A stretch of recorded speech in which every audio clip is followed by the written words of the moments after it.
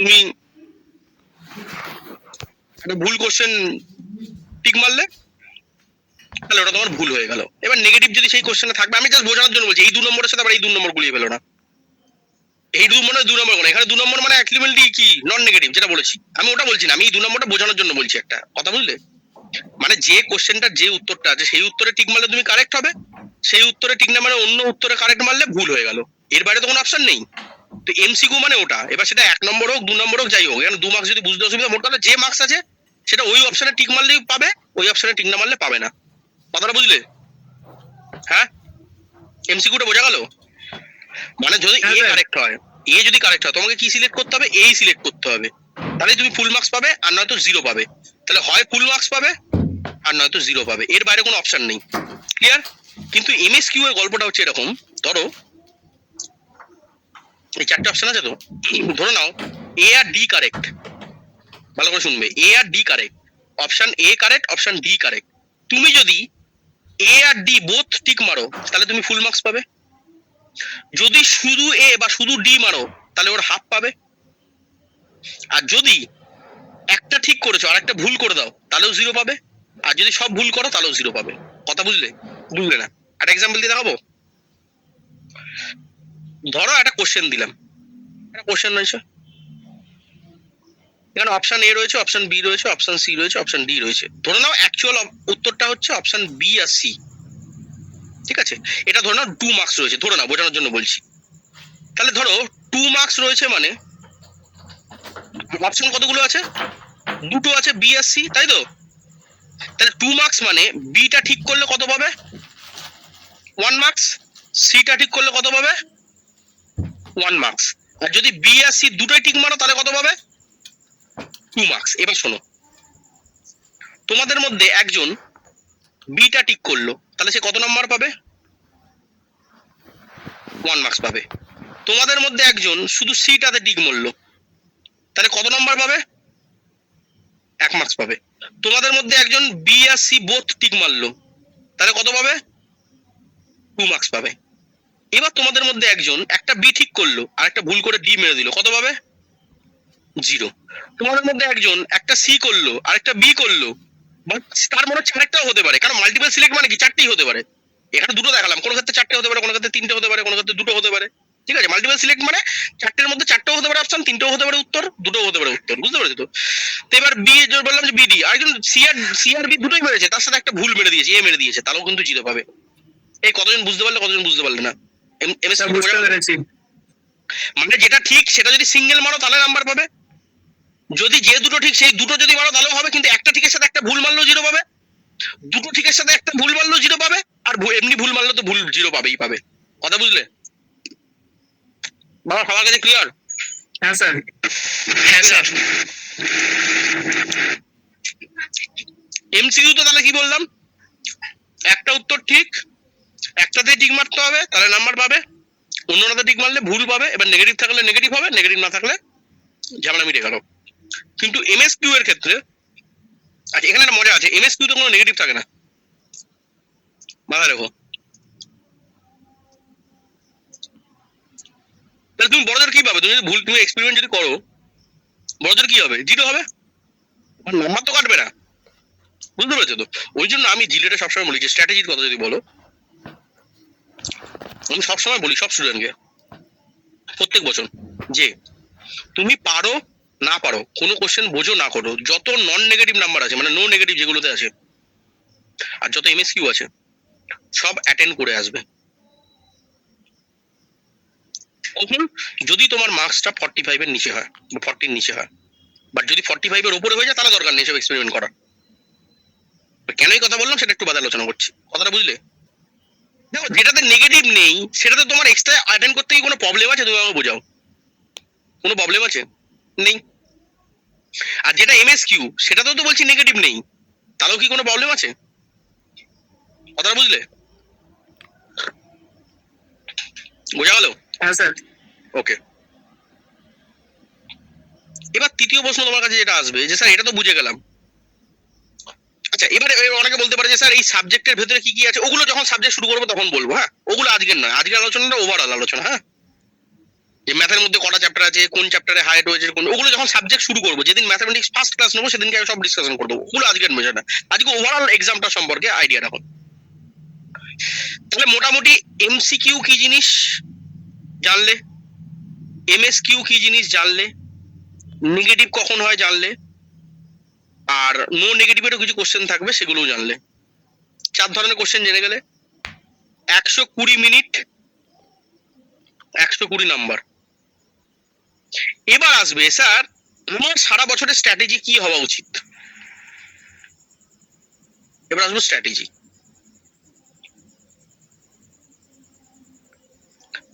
সব থেকে বেশি গুরুত্ব দিতে হবে প্রথমে ম্যাথকে, তারপরে দিতে হবে কেমিস্ট্রিকে, তারপরে দিতে হবে ফিজিক্স, তারপরে দিতে হবে এফটিপিলিকে, তারপরে দিতে হবে ফিজিক্সকে। প্রথমে ম্যাথকে, তারপরে কেমিস্ট্রিকে, তারপরে এফটিপিলিকে, তারপরে ফিজিক্সকে। যাদের 12th সায়েন্স আছে অ্যান্ড যারা 12-এ সায়েন্সটা ভালো করে পড়েছো, তারা 1-এ রাখবে ম্যাথ, 2-এ রাখবে ফিজিক্স, 3-এ রাখবে কেমিস্ট্রি, 4-এ রাখবে এফটিপিলি। বাকি দুনিয়ার যত স্টুডেন্ট আছে, স্যার আমি ক্লাস 10 করে এসেছি, স্যার আমি 11 পড়তে পড়তে পড়ে এসেছি, স্যার আমি 12-এ আর্টস ছিল, স্যার আমি এইচএস দিয়েছি কিন্তু কমার্স থেকে, বাকি যত ক্যাটাগরি স্টুডেন্ট আছে, বা স্যার আমার কাছে সায়েন্স ছিল, সায়েন্স অতটা বুঝতে পারতাম না বা প্রবলেম, সবার টার্গেট হবে প্রথমে ম্যাথ, তারপরে কেমিস্ট্রি, তারপরে এফটিপিলি, লাস্টে ফিজিক্স। আর যারা একমাত্র 12 সায়েন্স করেছে এবং সায়েন্স ভালো করে পড়েছে, তারা প্রথমে ম্যাথ, তারপরে ফিজিক্স, তারপরে কেমিস্ট্রি, তারপরে এফটিপিলি। দুজনের ক্যাটাগরি আলাদা হবে, স্টুডেন্টের ক্যাটাগরি। কথা বুঝতে পারলাম? হ্যাঁ স্যার। এবার এক্সেপশন থাকে, এর মধ্যে এক্সেপশন আছে। অনেকে বলবে যে স্যার আমি এ ক্যাটাগরি, ধর এটা যদি এ ক্যাটাগরি হয়, এটা বি ক্যাটাগরি হয়। অনেকে বলবে স্যার আমি এ ক্যাটাগরিতে পড়ি, কিন্তু স্যার ফিজিক্সে মোটামুটি ফিজিক্স যা পড়ে নিয়েছি আমি, মোটামুটি স্যার বিএসসি লেভেলের ছেলেপেলেকে পড়িয়ে দিতে পারবো, এরকম আমার নলেজ আছে। তো তার ক্ষেত্রে গো ফর ইট, বিতে চলে যাও। বাট সেটা বাদ দিয়ে, সেটা খুব এক্সেপশন, আমি আমার লাইফে দেখিনি, 10-11 বছরে দেখিনি। ম্যাথামেটিক্সে তাও দেখে নিয়েছি খুব একটা ছেলে, বাট ফিজিক্সে খুব মাস্টার, এরকম ছেলে দেখিনি আমি। বাট যদি এরকম কেউ থেকে থাকো, বা যদি কেউ এরকম মনে করো যে না ফিজিক্সটা আমার গুলে খাওয়া আছে, আমি 12 করিনি, সায়েন্স পড়িনি, বাট ফিজিক্স আমি গুলে খেয়ে নিয়েছি, যেভাবে হোক, তার ক্ষেত্রে তুমি এই বিএস স্ট্র্যাটেজিটা ফলো করতে পারো। আদারওয়াইজ দুনিয়ার যত স্টুডেন্ট আছে, ডিপ্লোমা স্টুডেন্ট, সবাই এটাকেই ফলো করবে। এবার প্রশ্ন হবে কেন? স্যার আপনি এটা যা খুশি বললেন, একটা বুড়ুং বাড়াং দিয়ে চলে গেলেন, আমাকে মেনে নিতে হবে নাকি সেটা? না, অবশ্যই না। আমি বারবারই বলেছি, আমি যে কথাটা বলবো, আমার যদি বলি একটা রাম, তো রামের পেছনে আমি তোমাকে ব্যাখ্যা দিয়ে দেবো কেন তোমাকে রাম বলেছি। আমি যদি বলি শ্যাম, তো শ্যামের পেছনে তোমাকে ব্যাখ্যা দিয়ে দেবো কেন আমি শ্যাম বললাম, কেন রাম বললাম না। তো প্রতিটা জিনিসে আমার ব্যাখ্যা আছে। কেন মেজরিটি স্টুডেন্ট এটাকে ফলো করবে, ওয়াই? প্রশ্নটা আসতেই পারে যে স্যার কেন এরকমই স্ট্র্যাটেজি, কেন আপনি ফিজিক্সটাকে লাস্টে রাখলেন, এফটিটাকে উপরে রাখলেন? এবার শুনে নাও গল্পটা। নতুন সিলেবাস আসার পরে 2022-এ নতুন সিলেবাস চেঞ্জ হয়েছে। নতুন সিলেবাস আসার পরে 2022 থেকে শুরু করে 2024 অবধি, মানে 2022 হয়েছে, 2023 হয়েছে, 2024 হয়েছে, এই 3 বছরের মধ্যে 2 বছর জিলেটের যে সিলেবাস, সেটা আউট অফ সিলেবাস এসছে 50%। মানে টোটাল মার্কস কত আছে বলো? একটু আগে বলে দিলাম, মুখস্থ রাখতে হবে বাবা, মুখস্থ রাখতে হবে। ফিজিক্সে কত আছে টোটাল মার্কস? কত আছে? 35 স্যার। 35। তাহলে 35 এর মধ্যে 50%, ঠিক আছে, 17 দুগুণে 34, মানে ধরে রাখো 17-18 মার্কস মতন। 17-18 মার্কস মতন সিলেবাসের মধ্যে থেকে দিয়েছে, আর বাকি 17-18 মার্কসের মতন আউট অফ সিলেবাস, মানে আমরা সেটা কোনোদিন জানিই না, সিলেবাসে বলাই নেই, তার বাইরে থেকে দিয়েছে। এরকম 2 বছর ঘটেছে। এবছর 2025 হলে বলে দিতে পারবো এবছর কি করলো, আলটিমেটলি সিলেবাসকে মেনটেন করলো কি সিলেবাস মেনটেন করলো না। তাহলে যে সাবজেক্টে আমি আলটিমেটলি পড়ার পরে এটাই গ্যারান্টি দিতে পারছি না যে 35-এর মধ্যে 35 এক্সামে আসবে, অ্যাটলিস্ট পরীক্ষায় দেবে সিলেবাস থেকে, তাহলে সেই সাবজেক্ট কি প্রথমে রাখা কি খুব লাভজনক হবে? কি মনে হয় তোমাদের? তোমাদের বুদ্ধি কি বলে? আমি অত রকেট সায়েন্স জানছি না, বেসিক চাষা বুঝা মানুষ হলেও কি মনে হবে তোমার?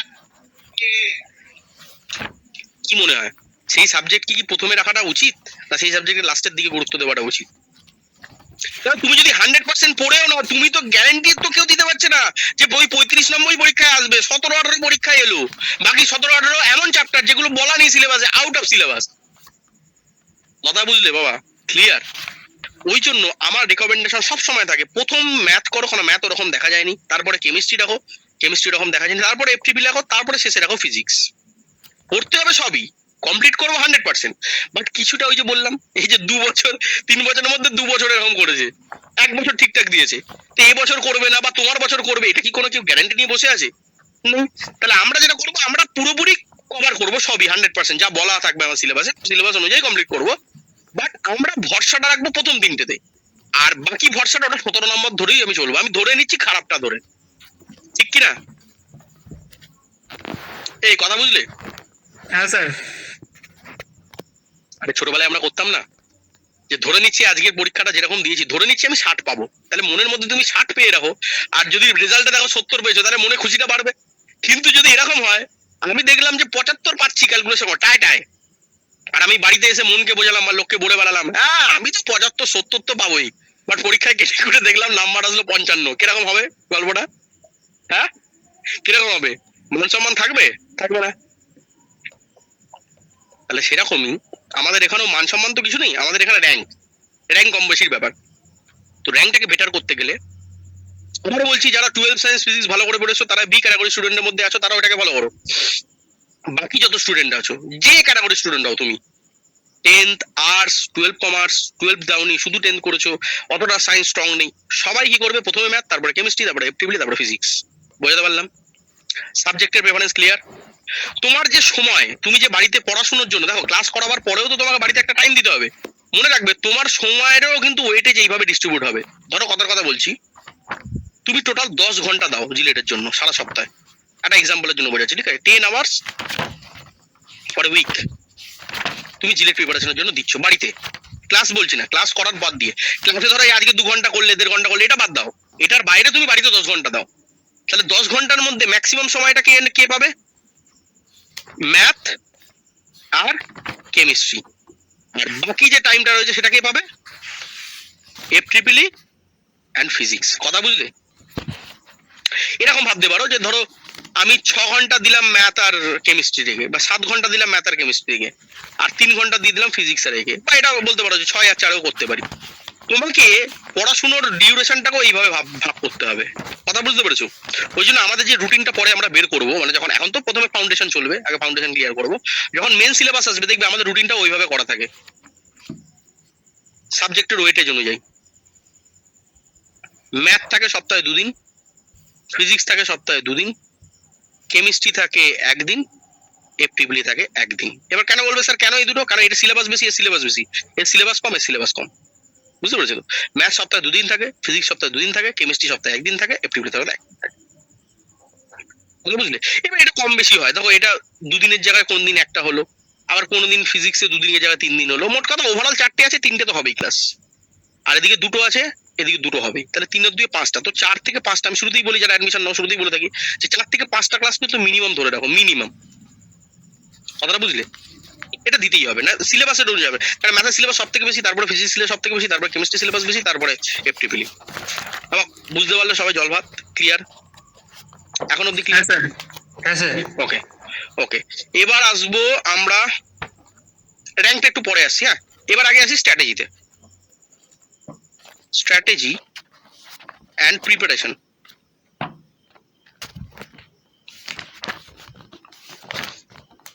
যারা যারা ফোন করেছিল তাদেরকে আমি বলেছিলাম, পুরো আমাদের প্রিপারেশন ফেজটাকে 3টে ফেজে আমরা ভাগ করি।